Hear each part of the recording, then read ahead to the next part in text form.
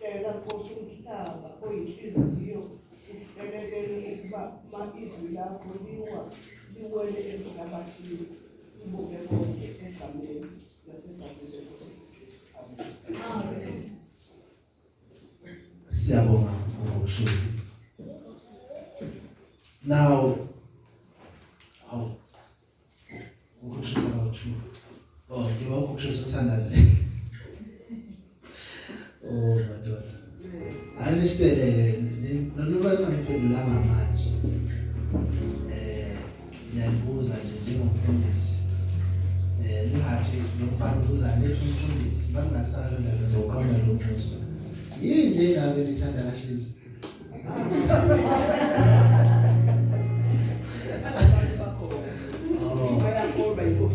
Yazi ngitshele ngokushezi ngisho lo ngemuva. Lo shezi losesisambeka. Bayifishanyana nje nalo. Naye lo bazalwane uyafutha. Ngangigaba inkonzo lapha enkonzweni. Vutha bhe. Ngaze ngikhumbula nalo ngathafutha bhe naye. Ngabona ukuthi ilezi ezichamba ngevesi. Amen basira. Now uJohn usichazela ngabanzi ngohambo likaJesu eya eJerusalem. Now sokhumbula abazalwane ukuthi all along sithola ukuthi uJesu wayeseGalile. Amen. La khona wakhulela khona wazenza khona emzaleni okusho kuseCapernaum. Now sizwa ukuthi wayenza isimanga sokuqala emshadweni eKhana. Mayisuka lapho wayesebheka ekhaya la wachitha isikhashana nomndeni wakhe ngaphambi kokuba abhekise khona eJerusalem. Into yokuqala afika ayenze mayefika eJerusalem ulungisa isimo esasiphazamisa ukukhonza. Amen. Now siyasazi sathi last week ufica abantu abaphazamisekile baphazamisa labo abangade bengaphazamisekile. Mina ngamanye amazwi labantu abanye bebeze beqonda ukuthi bazogubha iPhasika kodwa abangaqondi kahle iPhasika bayizele beyiphethele imbuzi zabo nenkomo bazodayisa. Bahlangani bona nalento kodwa lithi leyo nto uJesu yamphazamisa wayesehlela ihlelo wathela induku bazalwane. Uma usukhulukhulile usizama engamthemba noBuddhist noBuddha bafana. Ngekhathi sethu mangakholwa bazalwane. Ngahamba nami indawo ethize kuneculo lalecula umfowethu sewashona kuthiwa uSinyanga wayesidudla. Wayejwayele ukuthi uJesu wangena esontweni wachisa impama. Chisa impama. Aluthola mayisisho njalo sishona phansi. Ayi washampama. Sisethavene njalo bazalwane. Sidlala ngoJesu. Now ngalesi sikhathi lithi iBhayibheli wafika bedayisa enkonzweni kepha yangamphatha kahle wayese ethela induku but namhlanje asikho lapho. Now kunento efuna sibheke lento ebizwa ngetrust wethembeka. You know mawufika endaweni eziningi no something wrong with my mic nikho enye nje right. Mawufika endaweni noma yiphi la khona kukhona ubudlelwane uzotshela ukuthi ukwethembeka into ebalekile. Baze bathi ngesingisi in any relationship trust is important. Amen. And yeah, I'm so sad ukuthi abantu abaningi they bayikholela. I don't believe it, but I'll tell you why. But uma ufika umshadweni ufika omama abadala nobaba abadala beyala lezi zithandani bathi ngaphandle kokuthembeka lo mshado awukho. Amen. Ngaphandle kwabazalwane kokuthembeka lo mshado awukho okanye nobudlelwane abukho. Even nathi sikhulisa ingane we want to trust them. At least we try. Uyaphuma athi sempisa uyofunda ngithi ufike at least ngaku 5. Normally ayifikele ngo6. And there is no trust. Amen, Mazaran. So I'm trying to say, as much as sisho lento ye trust, can we achieve it? Ukhona ngempela umuntu othi lo ngimthemba ngempilo yami. Ngabe leli gama elithi trust silisho ngoba likhona kuma dictionary. Leli gama ukuthembeka silisho ngoba siyakhuthaza phela khona izinto esizishoyo ngoba sizizwa singcono base siyishilo. Phela kusho ukuthi izwenzeka. Ya wafuna nobona isonga litshela intombi ukuthi hayi ngiyakuthanda. Intombi iyojabula phela ngoba iyathanda ukutshela ukuthi iyathanda. But asinasiqiniseko ukuthi ukuthanda ngempela yini. Amen. But we accept it because sifuna ukuyizwa lento. Njengakwethemba sifundo, athi sifundo, hayi mfundisi, hayi 100%. Hayi uyaba ngelinye ilanga, ngiyaphuma ngisithela ngala, ngiyabona uSimanga qhamuka khona into ayisithenzayo ngemuva. Senginemuzwa, ngiyithemba yini ngempela le ndoda. You know, now there's a problem naleli gama elithi trust. And ngiyakhumbula eminyakeni ewu2 edlule, ewu3, ngangazama ukwenza research, ngifunda incwadi zoyinto top bakesingisi bathi ama-philosophy. Vele le gama elithi trust. And ngavumelana nomoya wami ukuthi hayi likhona lona, kodwa yona i-trust ayikho. Igama likhona, kodwa ukuthembeka kona akukho. Amen. Why? Because I have seen abantu bebhala bedroba inkontileka phansi beyisayine kodwa ngelinye ilanga bagijimisa inkantolo. I've seen abantu befaka amareki kumnandi but ngelinye ilanga kulamula imanje fanele bahlukaniswe kubi. I have seen abafundisi belwa nebandla kubanga ikhulu. There's no trust. Abanye abafundisi, they will tell you that they even our elders have a trust. That's how bad it is. Now, you're missing a better word or igama elingcono engelisebenzise ile igama elithi believe. I believe uThunana can do well.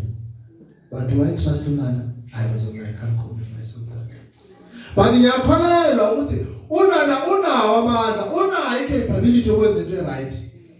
Usifundo yena ngokubona kwami angayenza into right. But ukuthi ngamthemba, no, I can't. I believe in people, but I don't trust people. Amen. Amen. Amen. Now, uJesu uyahamba uya eJerusalem. Uma efika eJerusalem uhlanza iThempeli ngendlela ayenza ngayo. Then lithi iBhayibheli ethi umgubho uqhubeka naye uJesu wathatha ithuba washumayela ivangeli. Amen. Now uJesu mayishumayela ivangeli lithi iBhayibheli abaningi bakholwa egameni lakhe. Bakholwa bathi isizathu sokukholwa kwabo inkinga. Amen. Now before singene kahle kulezo zizathu, ake sibheke izinto ezintathu. Eyokuqala ukuthi emfuna siqonde ukuthi uJesu uyasazi sonke.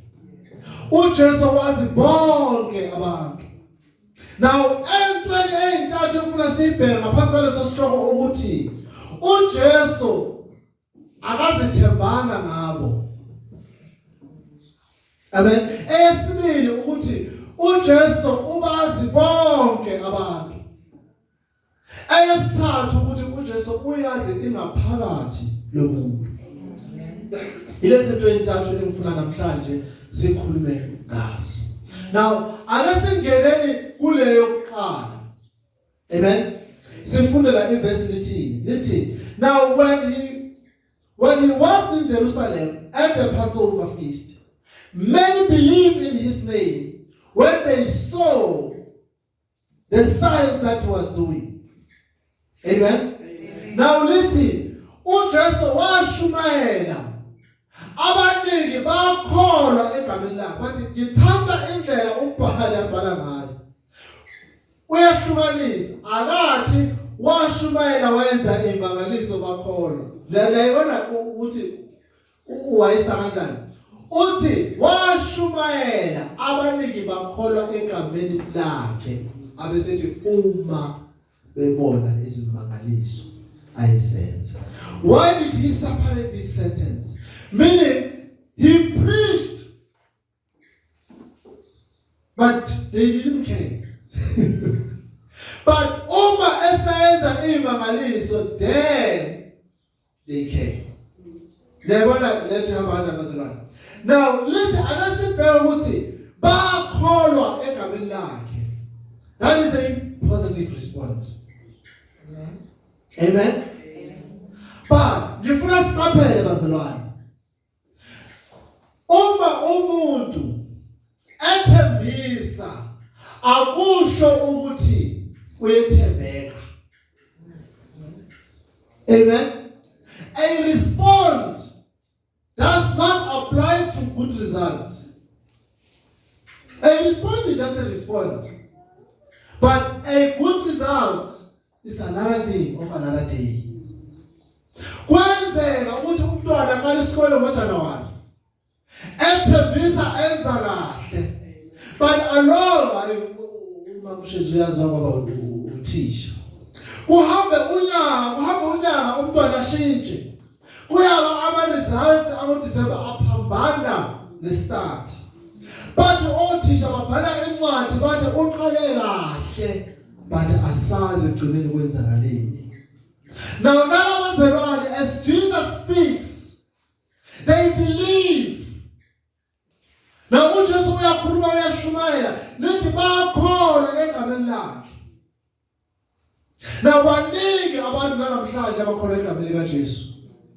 Baningi abantu abathi bamaKristu. Baningi abantu namhlanje as we speak abagcwele enkonzweni. And the local is a positive result. Amen. But can we trust them? Ukuthi baphiliba kuJesu. Amen bazalwane. Amen. Because there are many reasons, ziningi izizathu ezenza ukuthi abantu bafuna ukubandakanya leli gama elithi uJesu. Ziningi futhi izizathu ezenza ukuthi abantu beze enkonzweni asifani. But phakathi kwalezi izizathu ezinye zazo zi-wrong, ezinye zazo zi-right. But nevertheless, labantu basuke bonke basenkonzweni. Now even at this time, little in Bible, they believed in his name. And to a certain extent, I'm sure they were singing praise to ayakhuluma le ndoda. Because sometimes thina bafundisi we love to hear that. Iyashaya le ncebo. And now umfundisi uzolungisa uthando wakho. Iyashaya le ncebo. But the problem is lo muntu othi uyashaya incebo. Ngabe uyakholelwa kule nto eshoyo noma ogcina ukuncoma la magama omgaqo. Amen. Now I always say one of the most dangerous things esontweni basebantu ukuba nomfundisi wegaqo. I say that I'm telling you it's the most dangerous thing. Because as much as the mfundisi wegaqo sometimes yena usuyeshumayela evangeli, but ubungozi bomfundisi wegaqo ukuthi abantu bakholelwa kuyena hayi uJesu bamshumayela. And abaningi amasonto amile namhlanje abantu bathanda le ndoda. No mama futhi. Uzwe ingane sithi umonile begqoleni. Because they love the character of the pastor. But not Jesus that he preached. And so we must be careful bazalwane ukuthi masiza esontweni. Jesus must always be the center of the meeting. Not to say what can die tomorrow. Woe unto you, land of Sibuza. awungazi ukuthi kufa nje ngiyaphi. Woe unto you olandelana nosibutha. Now you must be careful about umzalwane ukuthi awulandeli umfundisi. Amen. Amen. But you follow Jesus. Lethi labazalwane bakholwa egameni lakhe. Babe nezathu zabo zokukholwa egameni lakhe. Amen. Now there's one thing engifuna siyibheke. Verse 23 uthi when they saw the signs that he was doing. Now this is the reason they believe. Now mina uJesu wayengakhuluma the next 30 days babengeke baze bakholwe. Because they wanted isimangaliso so that bazokholwa. Amen. And the land of selukuyinkinga yebandla kusukela kwi-Old Testament. uMose unenkinga kuthi akahambe ayokhulekela abantwana bakaIsrayeli ukuthi uNkulunkulu uzwile. Now that's the problem. Labazalwane laba abazi ukumkholwa uMose. Uthi uMose, I know these people. They will never ever believe me.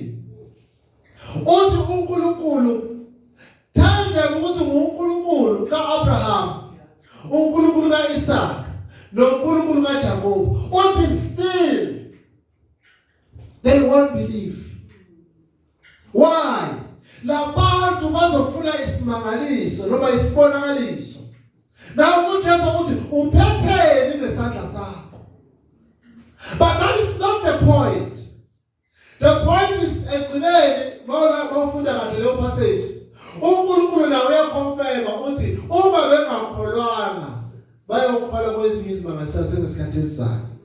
Now meaning you may do let's say mangaliso, but they may not even believe you even then. Maybe some will believe, but some will not. But notice ukuthi uNkulunkulu uthi nansi amazwi ami. Tshela abantwana bakaIsrayeli ukuthi ngizwile ukukhala kwabo, but abezukholwa ngamazwi. Yebazalwane.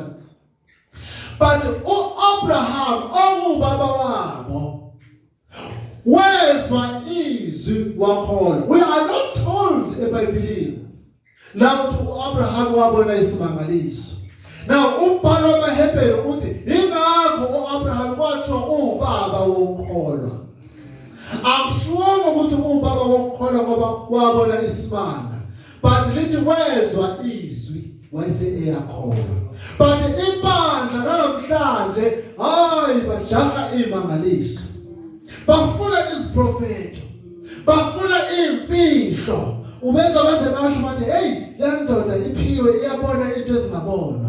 But uma ifunda iBhayibheli balingabaza abakholwa. They want signs and wonders. Now amaJuda actually nokubula ukuthi last week bathi uJesu mayekhipha ethempelini bathi usiphi isimangaliso esiqinisekisa lento eyenzayo ukuze sikholwe. Amen. Uthi uJesu lithi lizeni lethempeli in 3 days ngiyakulivusa. Kuthiwa bangaqonda but abafundi yathi kuhla esevukile ekufeni bakhumbula ukuthi wayekhuluma ngokufa nokuvuka kwakhe. kuMateyu bathi isiphi isimangaliso onaso? Uthi uJesu khona. Uthi uJesu kubona. Lesizukulwane akukho isimanga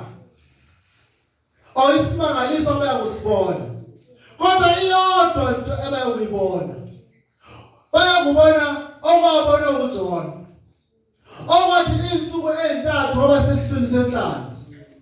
Nendodana yomuntu ngokunjalo iya kuba phansi komhlaba kuthe insuku ezintathu ivuke. Now Jesus says to them, you may not believe me, but later when I die and rise again,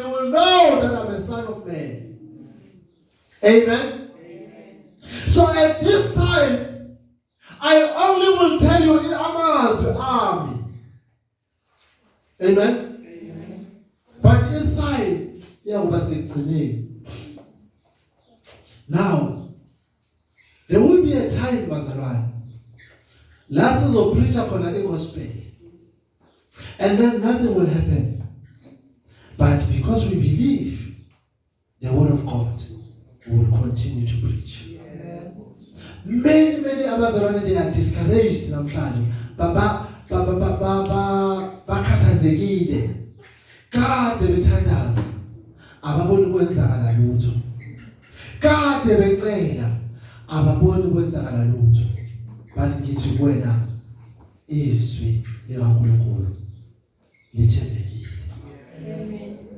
Ubusisiwe okholwa ngokuzwa. Usho njalo uJesu kwabafundi bakhe.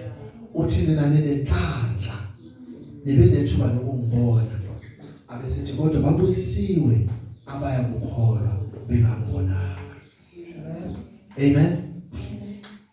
Jesus wants people who believe his word. Amen, bazalwane. Ubaba wethu ukholwa uAbraham wezwa waphenduka. uJesu ufuna abantu abezwayo bese baphenduka. Amen. But laba bona benza njani bazalwane? Bathi babebona imangaliso. Now, uthi angenze isibonelo. Mina njengomuntu okhulele eAfrika. Ngiyazi isizwe sabeSuthu. Ngiyazi isizwe samaZulu. Bakayiphela nje kube mnandi ungayenzeki lutho. Vethana kushumuza. Uthola ukuthi phela imbawuli ngaphakathi akade sasibese sibasendlini kudala. Ngephutha mhlasimbe umnyango uvuleke. Mhlawumbe siyaphuma siyangena kunomoya mhlasimbe ilahle liphephuke lithinte mhlawumbe la kunephepha kwana sinaka quba umlilo. Hayi lotshani bamba umlilo yishe. Sasa ekuseni ubaba uyobhula amazolo. Uya kubantu ababonayo. Uyofuna ukwazi umuzi wakhe ushiswa yini. Mayiqeda lapho uzohlanjwa la ekhaya kulungiswe leso simo. Umuzi wami ushiye kanjani? Inkolo leyo. Amen bazalwane. But notice baya ukuyenza lezi zinto only uma bekhona abakufunayo. See, that's the difference between ukholwa kwamaKristu nokholwa kwabantu nje. Uzwe umuntu athi izinto ngifuna ukuthi ngiyohlaba ukuthi izinto zami zihambe kahle. Unezinto ayilindele ngaso sonke isikhathi bayenza ini. Akayenzi izinto nje bayenze lutho. Asenizatha ayikho neyodwa inyanga ongakuyona namhlanje ngaphethe imiliyoni. Engathi mawufika kuyona nje yonke into eqondile ayiphi ekhaya. Mawungayibona uyilethe la.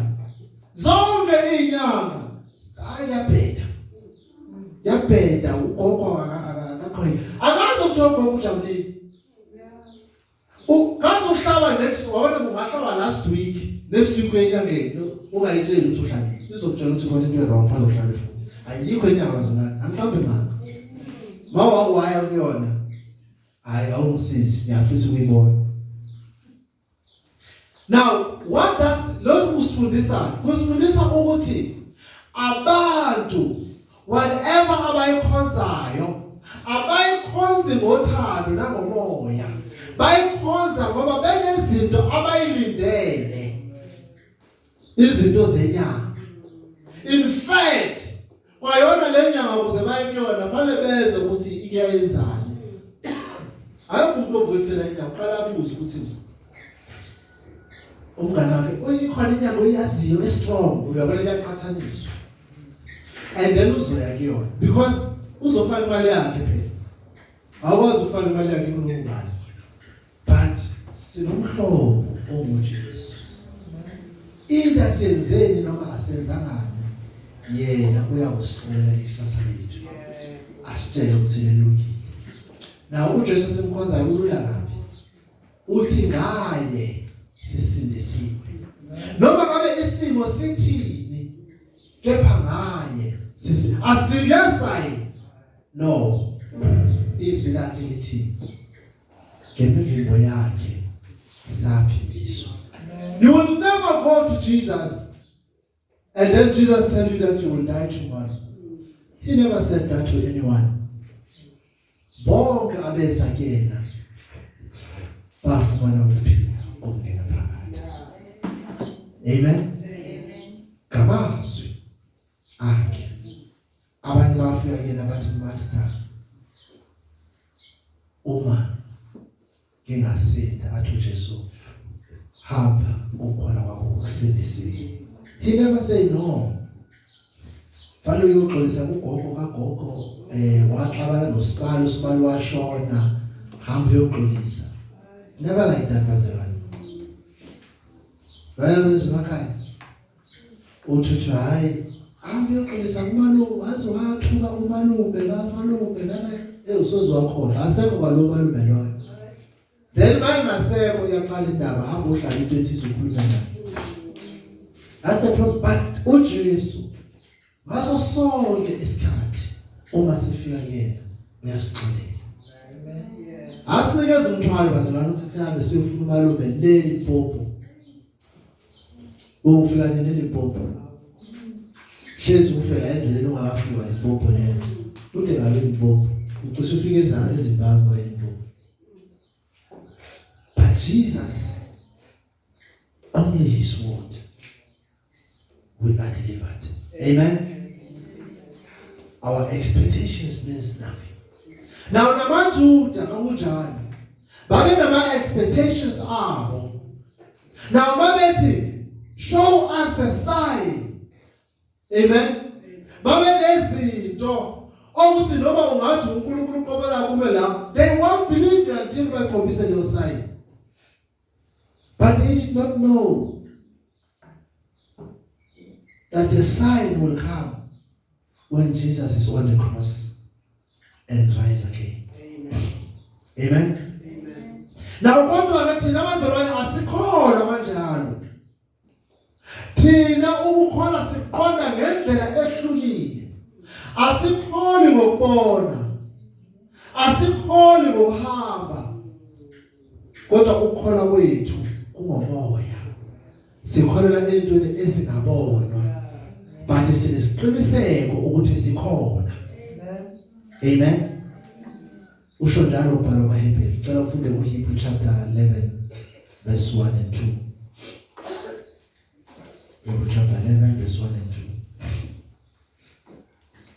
Kepha ukukholwa kungukuqiniseka nezinto ezithenjwayo, kuyiqiniso nezinto ezingabonwayo. Ngokuba okhokho bafakazelwa ngakho.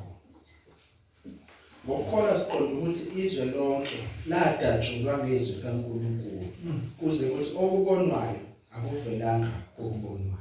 Hallelujah. Okubonwayo akuvelanga okubonwayo. Meaning, noma ngabe lithini izwi, siyazi ukuthi uma izwi likhona kuzovela ngoba izwi ladala.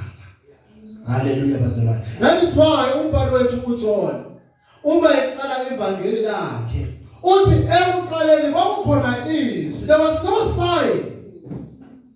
Uthi kwakukhona ulizwi engobaba futhi enguNkulunkulu. Abesethi konke kwadalwa ngaye. Akukho nokodwa okwadalwa ngaphandle kwakhe. Hallelujah. Meaning uJohn understood ukuthi for if sizofunda lencwadi yakhe uma siqhubeka na aswazi ukuthi yonke into ime ezwini ayimile kuyimanga le. Hallelujah bazalwane. Akaqale athi uJesu wabusa uLazaro. No, lokho kuyalandela. Uthi uJesu wayekhona ewulizwe seqaleni enobaba. Wadala konke. Now you will have to believe ukuthi uJesu uyikho konke. And you must believe the word. Amen. So, if anyone asks you about the Gospel of John, I love the Gospel of John because it's fundisa ngezwi. Amen. That is why ngaqalanga bazalwane kuMatthew. Because uMatthew akaqali ngezwi. usitshela ezinye izinto ezizolandela mhla sesenzumeni. I started with John so that we may understand ukuthi leli bandla sime ezweni and akusho uSimotsi kusho uApostle uJohn uthi ekuqaleni, meaning in the beginning. Even though Genesis was not shown njalo means uthi in the beginning God created now ngezwi lakhe.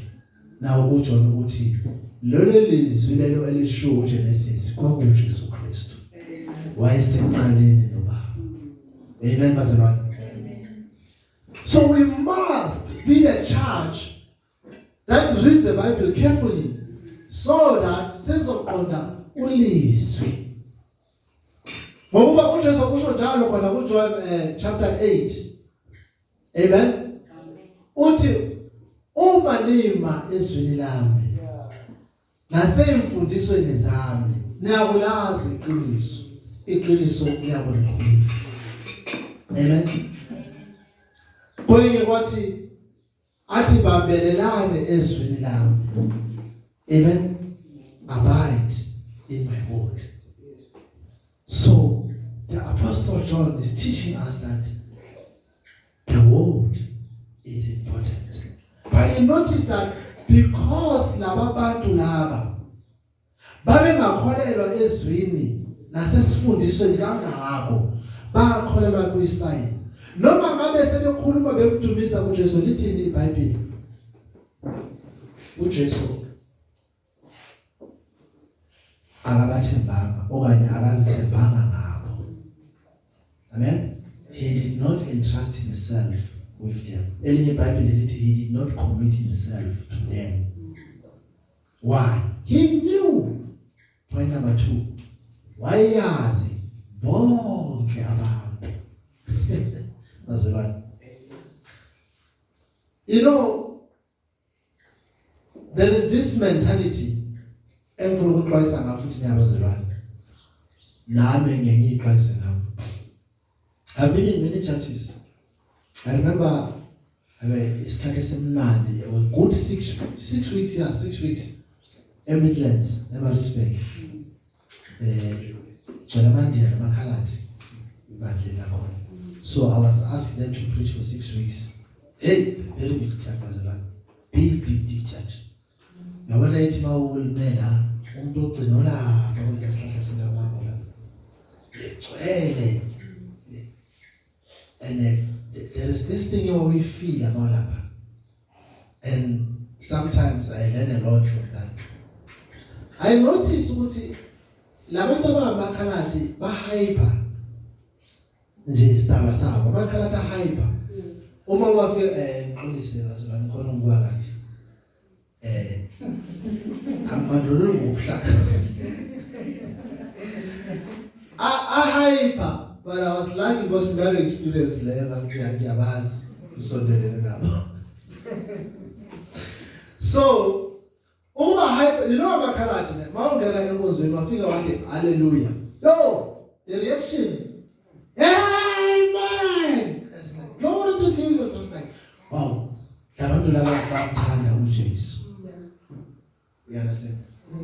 I love Jesus. At least that's how they look. But I don't know. But the reaction says so. So, meaning amanyamazi, njengomfundisi or njengomzelwane, you must never think ukuthi just because abantu babukeka responsive or ba respond ngesikhathi ushumayela amen umkhulu ukuthi xa uthi bayakhola. No. In fact, mina ngilokhathazeka uma amen. Because I've noticed one thing. How did I know that? Ukuthi kunomehluko. Ngiyalalele mina umfundisi iqobo lakhe. Hayi abantu bangakudidisa. Ukhona umfundisi oshumayela into enamandla. Ufica imandla lithule lithe du. Then you know what I know? Khona iqiniso alikhulumayo. You know abantu bakhuluma iqiniso amen yaphela. mawukhuluma into efuna ibona regardless ukuthi iqiniso noma ngayifuna ibona. Amen. So when I look at abafundisi bahlaziya baningi abafundisi abakhuluma izinto engavumelani nazo. Kuyenzeka singavumelani abafundisi ngokwebhayibheli. Ngiyanothisa kodwa ukuthi banabalandeli abaningi labafundisi. And in fact bawufika emabandleni yabo uyayifica lento yo-amen ungaka. But uma ebandleni la umfundisi wakho liphela ukuthi hayi muhle uhlaziya ngendlela iBhayibheli. Hayi ufica nje impela izinto ezothu. Ngeke ungamfica umzalwane olele. Amen. Bese ke ngeke ungamfica umzalwane ophethe ipeni nephepha ebhala. That's how you know that this man is a good teacher. I'm sorry, it's a negative and positive, but that's the reality of the gospel. Some people, when you preach the gospel, they sleep. And abanye who abasebezwile ukuthi ngento eyishoyo abadli bo-amen bathula bathi du bacuphe ivesi ozolisho bawuqhathanisa ivesi nevesi babefike emakhaya balandele. Now you know this is a great teacher. How I wish that kule sonto I can see that. I've seen abazalwane baphethe amadayari. I know ukuthi babefike emakhaya bazoqhubeka abazoqhubeka. But as long as I still see people tapsiluleke usabthanda, I know that now. All right. At least bangibona ukuthi apsilezela. Glory be to God. Truth is ashumayela kahle. Amen. But in honestly, I would love to see that. Siza aya matata. Mina ngiyazi abaledi ngahlumana amadara. Especially mabandla. I will take you there and find abazalwane babhala. I've been emabandleni abelungu uzoficwe ufakwe amapheshana namapenseli emva kwesihlalo. Mawufika nje mina mawuzwa into lapha edlela ngiyawuthi ngibhale ngekho. It's important. Amen. I already read Hebrew chapter 11 verse 1 and 2. People will forget ukuthi kwakwenze njani. But you see, where we are is that we must abide in the word. Now, what is the second thing? uJesu wazi wonke abantu. uJesu ubazi bonke abantu. Let us read. But Jesus, on his part, did not entrust himself in them because he knew all people.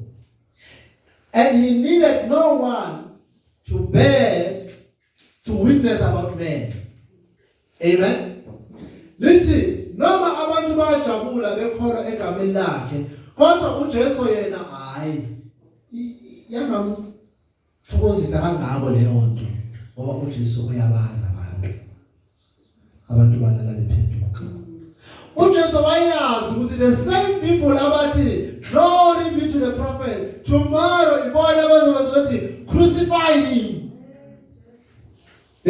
Bona labantu abathi udumo kumprofeti kaNkulunkulu kuthiwa yibo laba ababethi bangabethelwe. Na uJesu wayazi ngoba uJesu uyabazi bonke abantu bakhe. Amen. Amen. So wangazihlupha ngabo kangako noma ejabulisa ukuthi bayancoma. Amen bazalwane.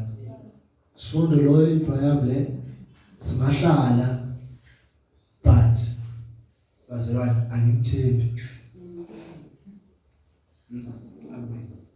But ngiyethembe uNkulunkulu lo sebenza kuye. Amen bazalwane. Ngithembe uNkulunkulu osebenza kuye. Unani? Never. Themba unana. Ngiyadlala bo. Awumazi bo. But Jesus lo akhola kuye. Uyena engimengayo. Amen. Lethi uJesu akafune ubufakazi ngomuntu. Waye ngakufuna ubufakazi ngomuntu. Mina nawe. Then if you udlula lapha emgwaqweni, hayi ukuzwe lapha kuyakhonzwa omunye athi ngaya omunye athi unjani umfundisi wakho ufuna ubufakazi. You see, that's a challenge. Omunye athi hayi ave good umfundisi right. How do you know? Ungizwe nje ngikhuluma. But you see, Jesus knew that yaba ngakhuluma, yes, but uJesu this that, but I know these people. Kiyabaza abantu. Amen. But not only uJesu uyazi thina ukuthi sinjani, but uJesu wayazi into azoyenza kubona later. And he knew ukuthi it is not about them being good because akekho umuntu good, but I will make them good, and so they can bear testimony about me. Amen. Ukuze bafakaze bona ngami, mina akwazi ukufakaza ngabo noma benje. Noma bengakhuluma mina ngiyabazi labantu. Amen.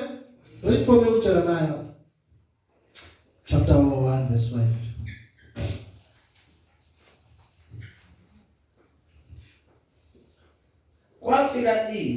Kwafika kimi izwi kaJehova lathi, ngingakakubumbi eseswini ngakwazi, ungakaphumi esizalweni ngakungcolisa, ngakubeka umprofeti ezizweni.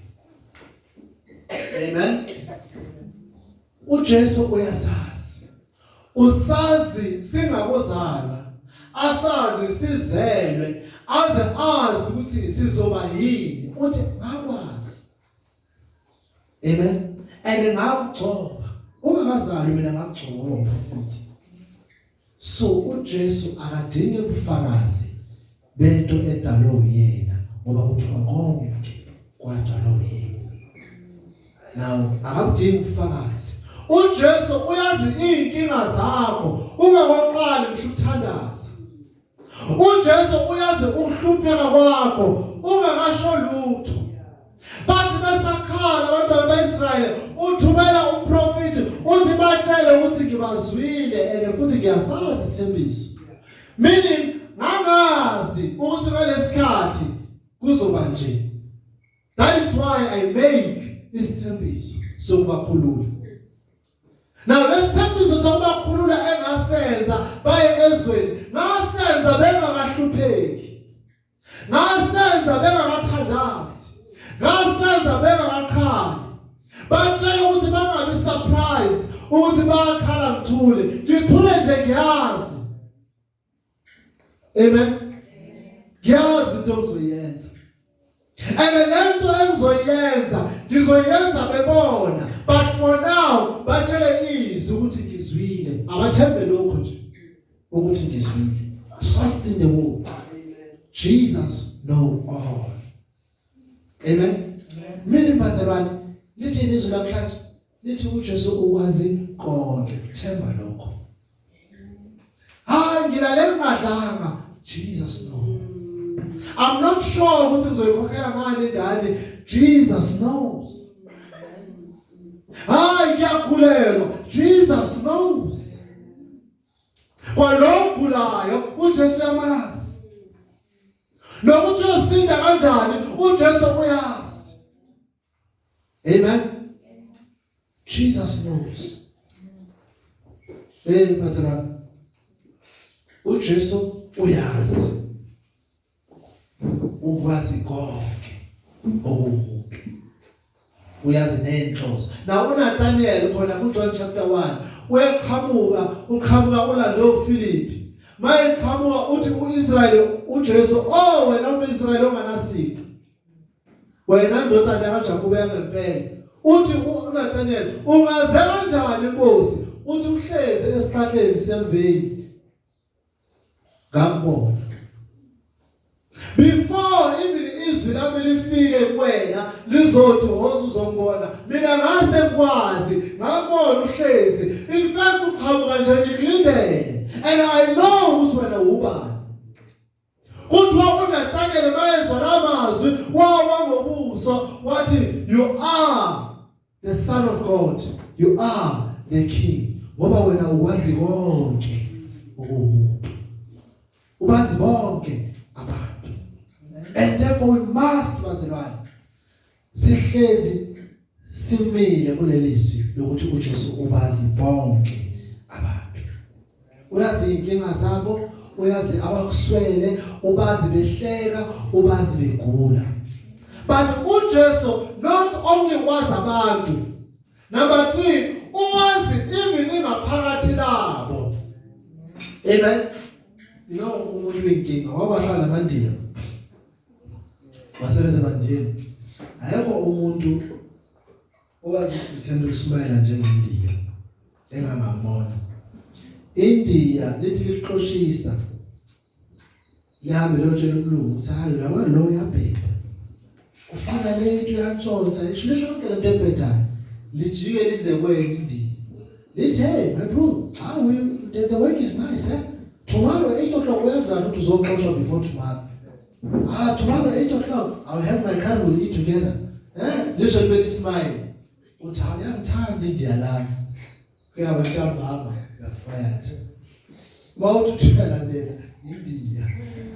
Akhuluma ngabanye abazali nanga ababona nanga sebenza nabo. Sasiba njalo. Baxoxa baze baphele emsebenzini. Bantshontsha inkukhu bablame abantu. Tshontsha inkukhu ablame umuntu. Baze babanga ukuthi hayi nanzi abantu abatshontshayo. Yabathi iGM yabaqotha baze baphele emsebenzini. Kwabe kuyimanager zabantu abamnyama. Ngobani na?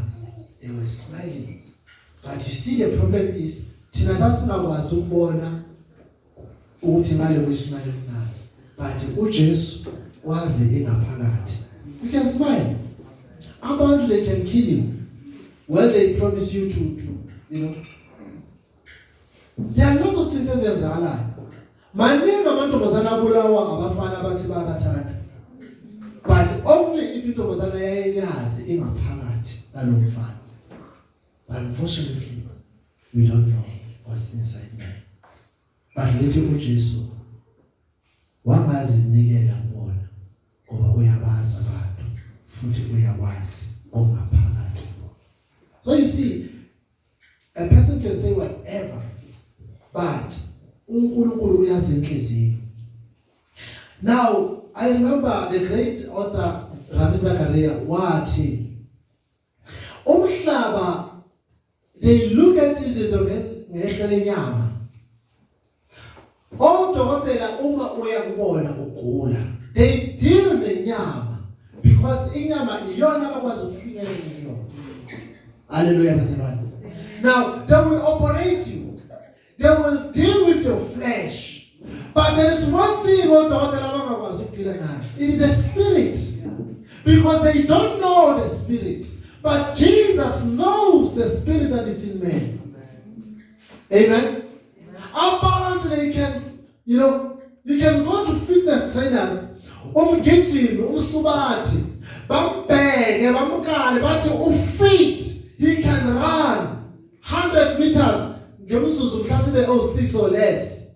Amen. Or even less than that. Bazokutshela ukuthi ngendlela fitting ngayo ukulungele but inkinga uthola ukuthi umsubathi uphatheke kabi. Lento izobenza ukuthi angakwazi ukugijima ngoba khona into ephethe ngabe emoyeni. But laba osolwazi abezukubona lokho ngoba bona babuka inyama. Baze bakufake imishini bathi gijima babale ukuthi ugijima ama steps amangaka ema seconds angaka. But badila kanjani inyama. But uJesu wazi engaphakathi lomuntu. Amen.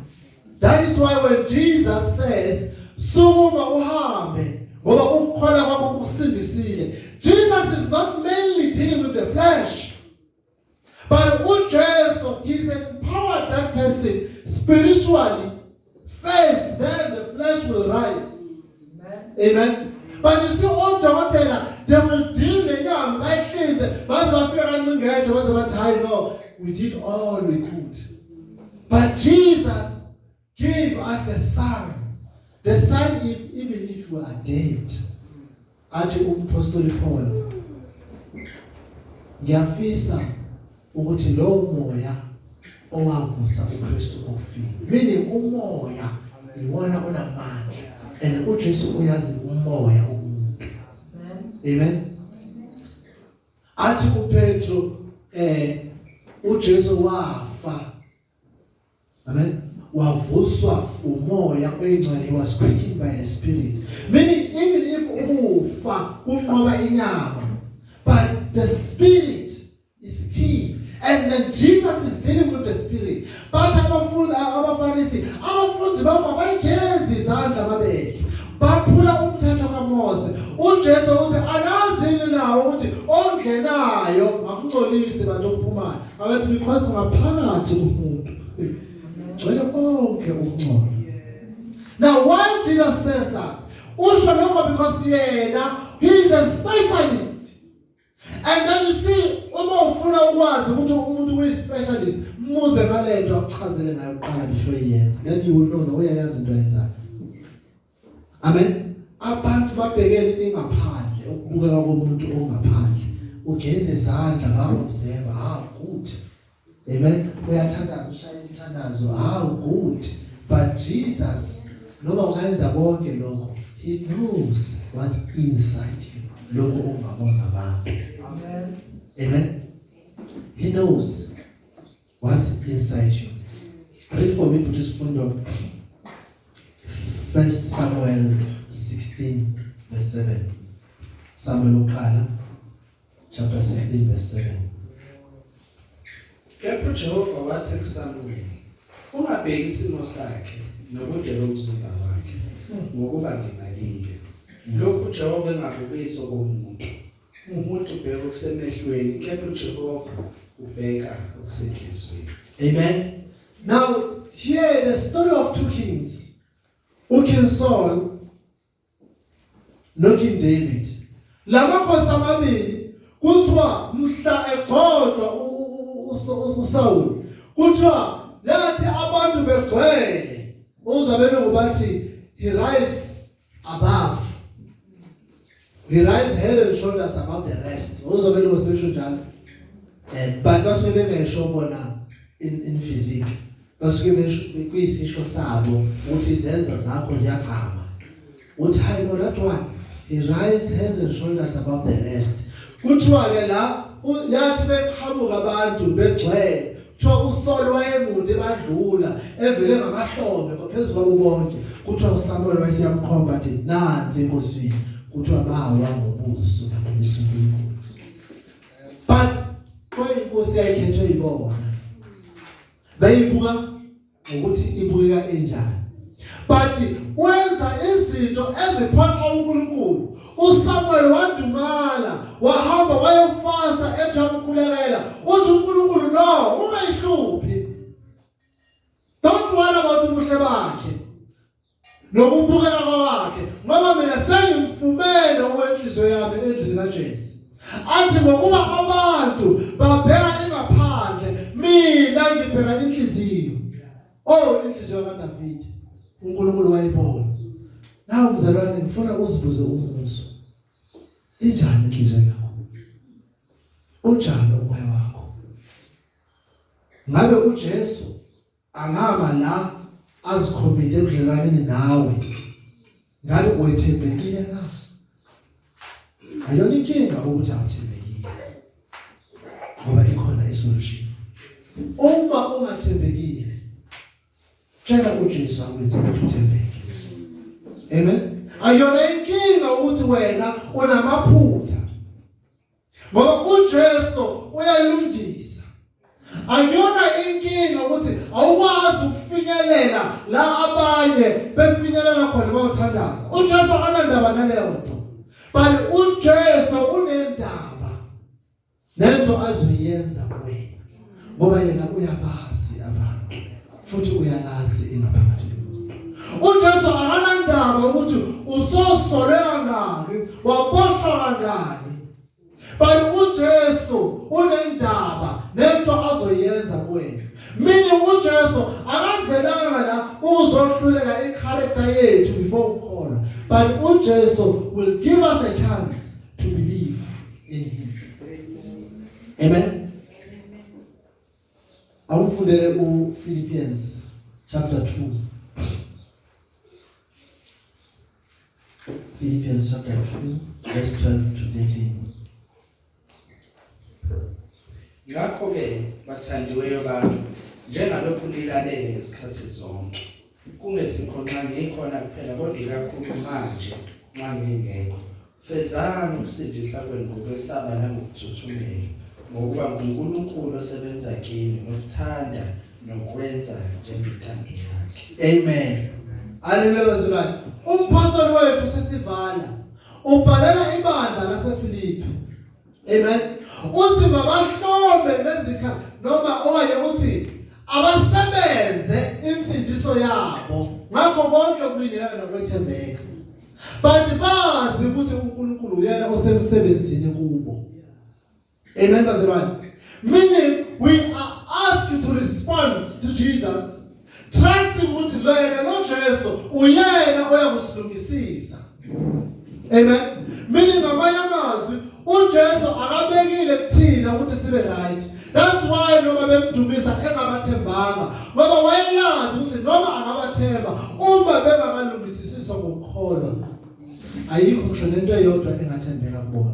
Noma bona bangaclaim ngemlomo bathi bathembekile, never shall they know. That is why uProphet uJeremiah lapha ku chapter 31 uthi ngoba ngawulezo insuku, amen, uthi ngiyakubeka izwi lami enhlizweni zabo. Meaning inkinga ingaphakathi kubona. Now namhlanje I have told them izwi lami abalikholwanga. Why bengalikholwanga? Balifunda ematsheni. Uthi kodwa angeke ngisambhala umthetho ematsheni ngoba everybody can just read it ngengqondo. But uthi this time I will put it in their heart. Uthi then they shall know ukuthi uNkulunkulu and ngiyawuhlala nabo. Bayokuba ngabantu bami nabe ngiyakuba uNkulunkulu wami. But he knows them all. And he knows what's inside them. And that's why uJesu afuna ukulungisa khona. Ingaphakathi athi amakholwa inzima indaba ingaphakathi. Yalazi wawana lama amabhazo omnyama entu babushengisa phela iwatch time. Inzima lendaba ingaphakathi nje mama. Inkulu lendaba ingaphakathi. That's what it's not about. That's what so you see, we must be alert about ingaphakathi lethu. We must pray that uNkulunkulu alungise ingaphakathi lethu. Not ukuthi abantu basibuka kanjani basibani. Amen. Our appearance means nothing. Our presence means nothing. Ukuthi sikhona is nothing. Ukuthi asikho, but if sikhona nangenhliziyo nangomoya. That is why uJesu ku chapter 4 verse 23 uthi kumnkosikazi waseSamaria sesifikile isikhathi sokuthi abantu balikhonze ngeqiniso nangomoya. Amen. Now is the time that the church must worship uNkulunkulu in spirit. Hayi ngomlomo, hayi ngomsindo. But lo msindo lo kumele inhliziyo zethu zibe kuqala lenomsindo olandela. Amen bazalwane. Jesus knows all men. uJesu futhi uyazi konke okungaphakathi kumuntu. So asikwazi bazalwane ukuma sizazana noJesu but singanabudlelwane bukamoya noJesu. Asikwazi ukufakaza ngemlomo ngoJesu kepha singathembekile enhlizweni zethu kuJesu. Cela sukumele singenyama. uJesu